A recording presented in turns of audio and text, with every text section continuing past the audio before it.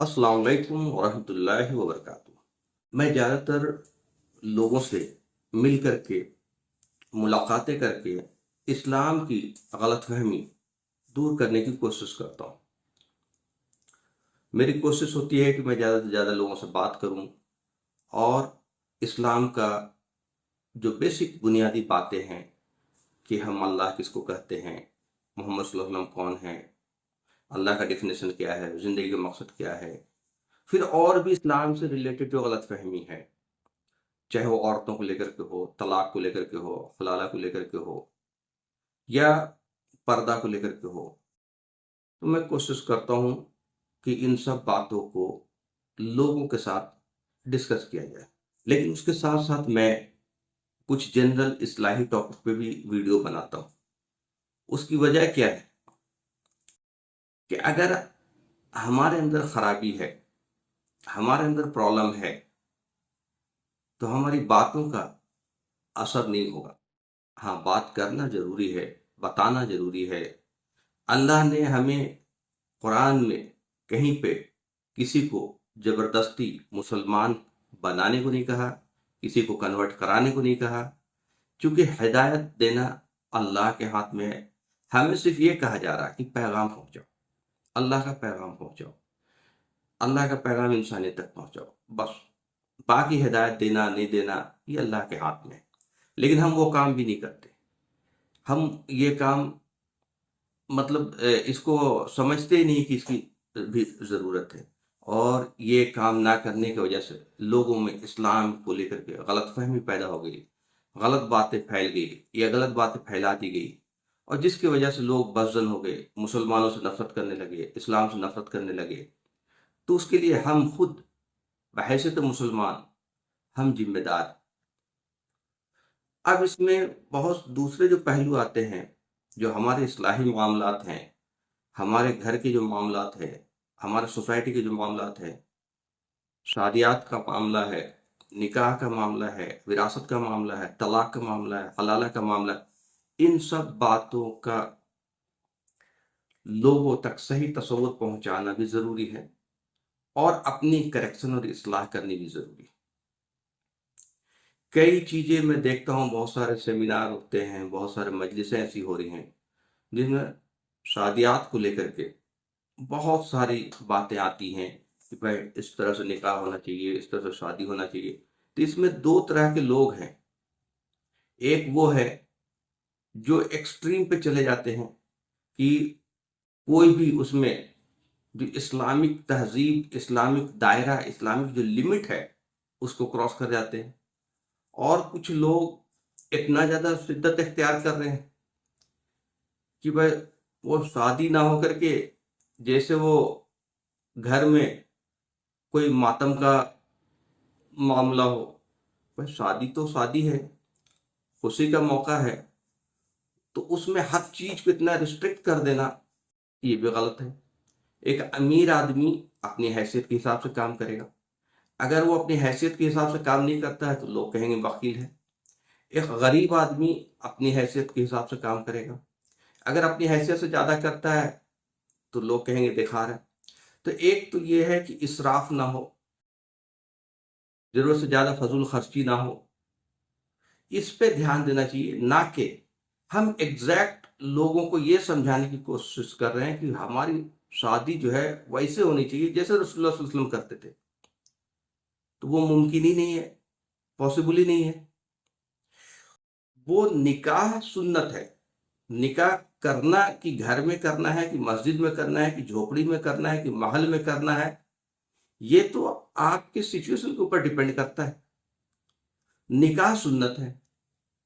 उसी तरह और भी चीजों को हम जबरदस्ती जो है कहते हैं कि एग्जैक्ट उसी तरह करना है, तो ये पॉसिबल ही नहीं है करना।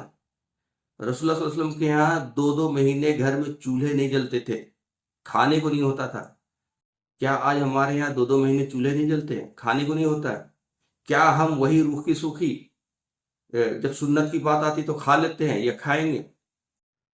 तो अल्लाह ने मना तो नहीं किया खाने से। आपके पास पैसा है तो अच्छा खाएं, अच्छा पहने, आप अच्छी गाड़ी खरीदें, अच्छा घर बनाएं, लेकिन उसमें इसराफ ना हो। اسراف کا لمٹ کون طے کرے گا؟ یہ آپ کو خود طے کرنا ہے کہ ضرورت سے زیادہ ہم خرچ نہ کریں۔ اب شادی کے معاملہ ہے، میں ایک دو ایگزامپل بتاتا ہوں جس سے سمجھ میں آئے گا کہ کہاں پھنس رہے ہیں۔ اب انگیجمنٹ جو ہے ایک اہم پروسیس ہے، کیونکہ ہمیں فکس کرنا ہے شادی کو۔ تو انگیجمنٹ جو ہے گھر پہ ہو سکتی ہے، 2-4 لوگ آئیں گھر پہ، ان کے لیے کھانے کا انتظام ہو، باتیں ہوں، ڈیٹ فکس ہو جائے، اور جو بھی تحفے ہدیہ ایک دوسرے کو ایکسچینج کرنا ہو کر لیں۔ لیکن اس کے لیے ہوٹل کرنا یہ ہے فضول خرچی، اس کے لیے ریزورٹ کرنا یہ ہے فضول خرچی۔ لیکن کوئی کہے کہ نہیں بالکل بھائی ہم انگیجمنٹ بھی نہیں کریں گے، ملے گی بھی نہیں، بس نکاح کا ڈیٹ فکس کر دیں گے، بھائی اس میں انگیجمنٹ کرنے میں کوئی دقت نہیں ہے۔ تو ہم جو ہے چیزوں کو یا تو ایکسٹریم اوپر لے جا رہے ہیں یا ایکسٹریم نیچے جا رہے ہیں۔ بارات کا کوئی کنسپٹ نہیں ہے، لیکن بھائی لڑکی لانے کے لیے کچھ لوگ تو جائیں گے، تو کم سے کم 5 آدمی جائے گا، 4 آدمی۔ اب وہ کچھ لوگ اتنے شدت والے ہیں کہ اس 5 آدمی کو بھی کھانا نہیں کھلائیں گے، یا وہ لڑکے والے اتنے شدت والے ہیں کہ وہ کہہ رہے 5 آدمی میں کھانا بھی نہیں کھاؤں گا۔ بھائی کیا یہ کم ہے کہ وہ بارات نہیں لے کے آ رہا؟ 100 150 200 اس طرح کی جو باراتیں ہوتی تھی، 50 آدمی بارات لے کے نہیں آ رہا، آپ کو ہوٹل میں خرچ نہیں کرا رہا، 5 آدمی آ رہا، 5 آدمی کو آپ گھر میں بھی ٹھہرا سکتے ہیں، اس کو کھانا بھی کھلا سکتے ہیں بہتر طریقے سے، اس میں کون سا سنت ٹوٹ جائے گا؟ تو یہ جو ایکسٹریم چیزیں کر رہے ہیں نا، یہ اصل گڑبڑ ہے۔ شادی میں نکاح کرنی ہے مہر دے کر کے، لڑکی والوں کا خرچہ کچھ نہیں ہونا چاہیے، یا منیمم ہونا چاہیے، کم سے کم ہونا چاہیے۔ لڑکا والا اگر پیسہ والا ہے تو وہ ولیمہ کرے گا، بہترین طریقے سے کرے گا، اپنی حیثیت کے مطابق کرے گا۔ ایسا نہیں ہے کہ اس کی حیثیت تو ہے اچھا کھانا کھلانے کی، نہیں بھائی رسول اللہ صلی اللہ علیہ وسلم تو وہ صرف کھجور سے ولیمہ کیے تھے، اس لیے ہم صرف کھجور سے کریں گے۔ کیا یہ آپ کو حکم ہے کہ صرف کھجور سے آپ ولیمہ کرو؟ تو یہ غلط باتیں ہم پھیلا رہے ہیں، غلط تصور دے رہے ہیں۔ اصل جو چیزیں ہیں اس پہ ہم بات نہیں کر رہے ہیں، اصل بات ہے عورتوں کے حقوق، جس پہ ہم بات نہیں کر رہے ہیں۔ ان کا حق ہے کہ ان کو مہر دیا جائے، اور مہر مرد کی حیثیت سے دیا جائے، اور ان کا سب سے بڑا حق ہے کہ اگر اس کا نہیں بن رہا ہے گھر میں تو وہ ظلم نہ سہے، کسی وجہ سے آپس میں نہیں بن رہا اور یہ سچویشن کہ نہیں رہ سکتے ہیں، تو وہ خلا لے سکتی ہے، طلاق لے سکتی ہے، زبردستی اس کو مجبور نہ کیا جائے۔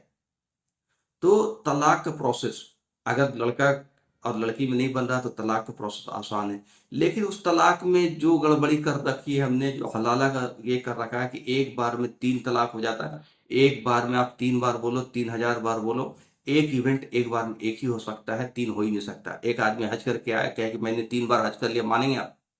کہیں گے یار کم بخت، ایک بار گئے تو 3 بار کیسے حج ہو گیا؟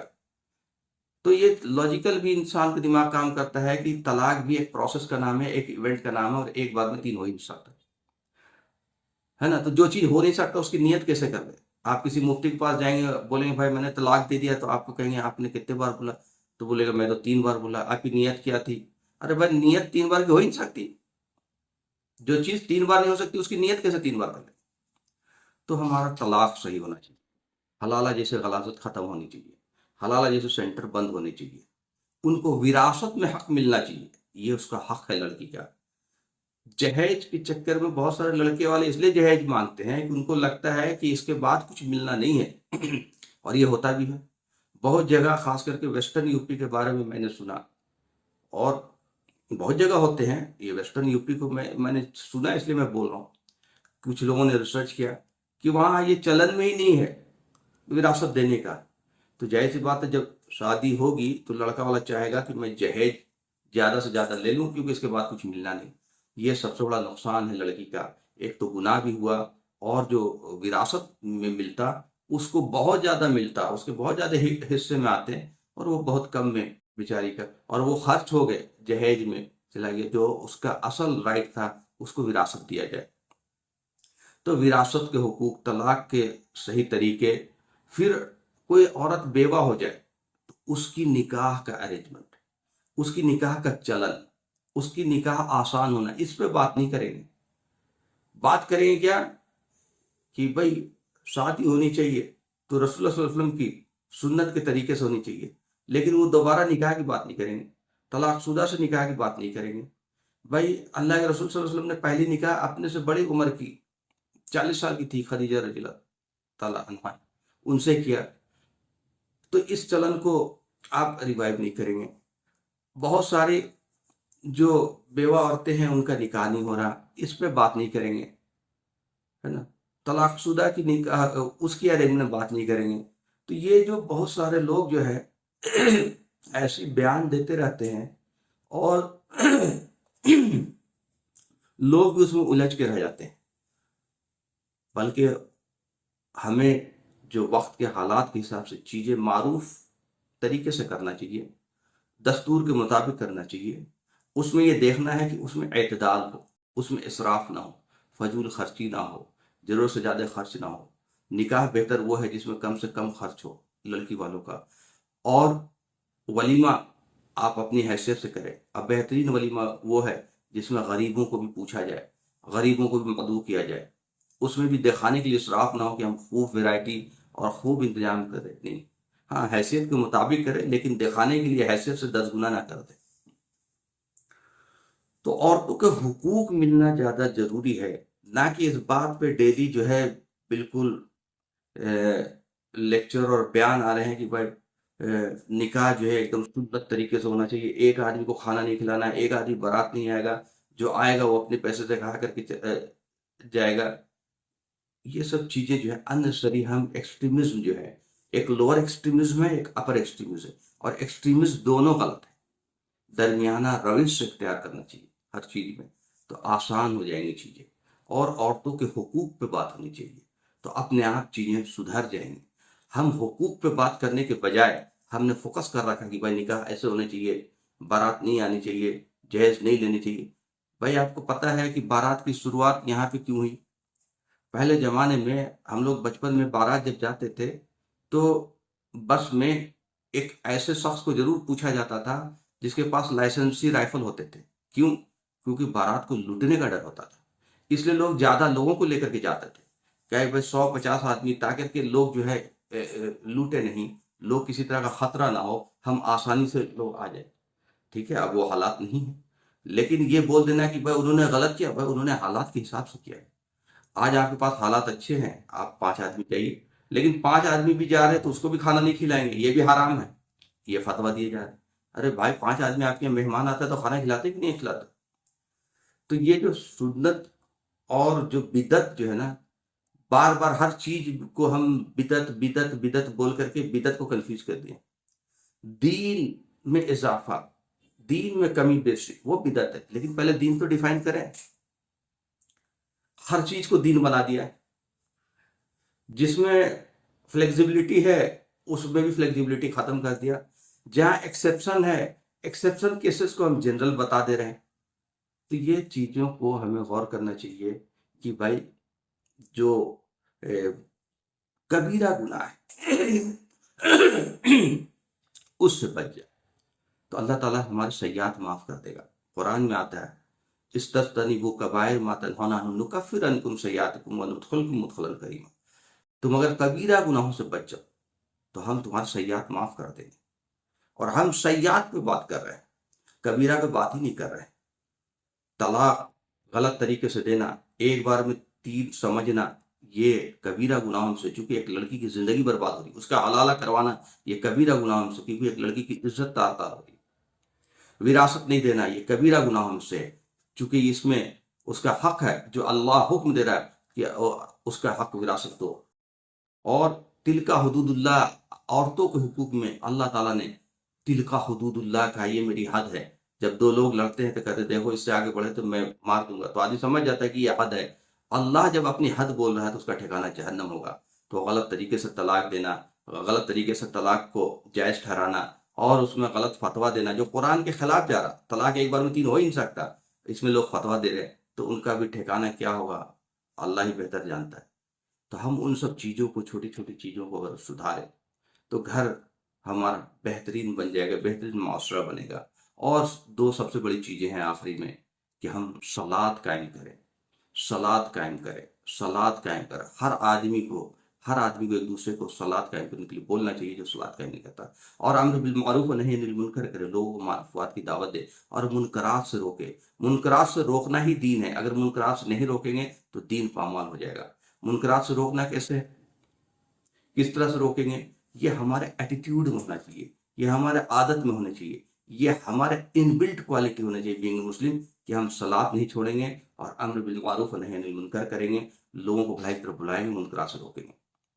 और ये हर आदमी, जैसे आपके सामने कोई बात आती है कि एक आदमी शराब पीता है, आप उसको मना करें कि भाई शराब मत पियो, ये हराम है, अल्लाह का हुक्म, तो आपने मुनकरात से रोका। एक आदमी झूठ बोल रहा है, आपको पता है ये बार बार झूठ बोलता है, उसे बोले भाई झूठ मत बोलो, ये अल्लाह की तरफ से पकड़ आ जाएगी, आपको बहुत बड़ा इससे गुनाह मिलेगा, अजाब, ये मुनकरात से रोकना है। एक आदमी धोखा दे रहा है, आपको पता है आपके सामने हो रहा है, आप उसको धोखा देने से रोकें। एक आदमी कम तौल रहा है, कम नाप रहा, आप उसको एक बार बोलना ही काफी है मुनकरात से। आपका लेवल, मुनकरात से रोकने वाले को लेवल अल्लाह ने बहुत ऊपर रखा है। मुनकरात से रोकने वालों का लेवल ये है कि अल्लाह ताला का वादा है कि हर अजाब में उसकी हिफाजत करेगा। आप दुनिया की अजाब, दुनिया की फितना, दुनिया की जो मकर है, जो लोगों का प्लान है, आप बेखौफ हो जाएं, अल्लाह का वादा है कुरान में कि हम उसकी हिफाजत करेंगे। मुनकरात से रोकने पे अल्लाह का वादा है हिफाजत करेंगे। मुनकरात खुद ब खुद खत्म नहीं होता, मुनकरात के लिए बोलना पड़ता है। बल्कि ये हदीसें पढ़ते हैं कि अगर तुम ताकत रखते हो तो ताकत से रोको, अगर ताकत नहीं रखते तो जुबान से बोलो, अगर वो भी नहीं कर सकते तो दिल में बुरा जानो। लेकिन बहुत सारे लोग ये कंसेप्ट दे रहे हैं कि नहीं नहीं, सिर्फ हम मारूफात बोलेंगे, मुनकरात तो खुद ब खुद खत्म हो जाएगा। कैसे खत्म हो जाएगा? अल्लाह ताला ने जहां भी मारूफात का जिक्र किया है, मुनकरात का जिक्र पैरेलल है। मारूफात की तरफ बुलाओ और मुनकरात से रोको, वो खुद ब खुद खत्म होने वाली चीज है। जब तक आप गलत चीज को गलत नहीं बोले तो जो गलत करने वाला है उसको गलत नहीं समझेगा। जब गलत करने वाला गलत नहीं समझेगा तो फिर वो रुकेगा कैसे? इसलिए मुनकरात से रोकना, उसके लिए बोलना जरूरी है। तो बहुत छोटी छोटी चीजें हैं। इस्लाम को हमने बहुत भारी भरकम बना दिया है, इस्लाम को इतना हैवी वेट बना दिया कि आम आदमी डरने लगा है। और उसका मैं एक एग्जाम्पल देता हूँ कि कैसे हैवी वेट बना दिया है। कोई आदमी अगर पूछे भाई वजू कैसे करना है, तो आप बता दीजिए भाई ये 3 बार हाथ धो, कुल्ली करो, नाक में पानी डालो, मुंह धो, ये एक प्रोसेस है, दिखा दीजिए, आपको वजू सीख जाएगा। अब एक दूसरा आदमी बताने लगे भाई देखो इसमें 4 फर्ज है, रट लो, 4 मुस्तहब है, 4 नफिल है, 4 ये है, 4 वो है, पहले इसको रटो उसके बाद। अब वो, और तुमने अगर बाल बराबर भी पानी रह गया तो तुम्हारी वजू नहीं होगी, और ये मसाइल है और ये फजाइल है, उस जिंदगी भर बेचारा उसी में उलझा रहेगा। आपने उसको एक भारी भरकम चीज बना करके वजू बना दी, वो जो बहुत ही आसान था। तो इस तरह से चीजों को अगर आप सिंपल वे में, सिंपल तरीके से दीन की बड़ी चीजों को अगर हमने आसान कर दिया तो अपने आप दीन आसान हो जाएगा, दीन पे चलना आसान हो जाएगा, लोगों के लिए चीजें करना आसान हो जाएगा। वाखिर दावाना अल्हम्दुलिल्लाह रब्बिल आलमीन।